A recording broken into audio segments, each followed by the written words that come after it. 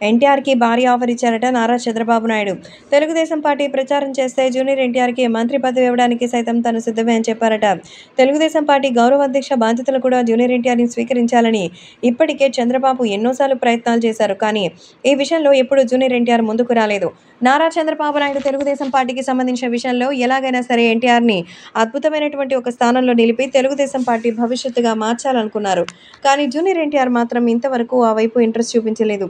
Telugu Desam party భవితవ్యంగా junior ఎన్టీఆర్‌ని మార్చాలని నారా చంద్రబాబు నాయుడు కూడా కోరుకోవడం మరింత ఆశ్చర్యకరంగా ఉంది. ఎందుకంటే రాబోయే రోజుల్లో విజయం అనేది చాలా తప్పనిసరిగా సాధించాల్సినటువంటి విషయం. కాబట్టి ఈ నిర్ణయాన్ని మాత్రం ఎలా వస్తుంది? తెలుగుదేశం పార్టీ ముందడుగు వేస్తే ఖచ్చితంగా రాబోయే రోజుల్లో అంతా మంచే జరగాలని అయితే కోరుకుంటున్నారు. కాబట్టి జూనియర్ ఎన్టీఆర్ చేస్తున్నటువంటి పనికి అందరూ కూడా చాలా చక్కటి ఉదాహరణగా మారతారని కూడా తెలుస్తోంది. కాబట్టి సోషల్ మీడియాలో సైతం రకరకాల వార్తలు వినిపిస్తున్నటువంటి ఈ తరుణంలో జూనియర్ ఎన్టీఆర్ నంబర్ 1 స్థానంలో అయితే ఉండడం ఖాయం అనేది చంద్రబాబు కూడా ఫిక్స్ అయ్యారు.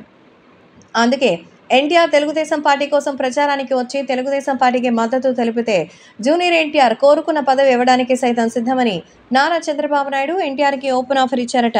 కానీ జూనియర్ ఎన్టీఆర్ అనుకోవాలి కదా తను రాజకీయాల్లోకి రావాలని.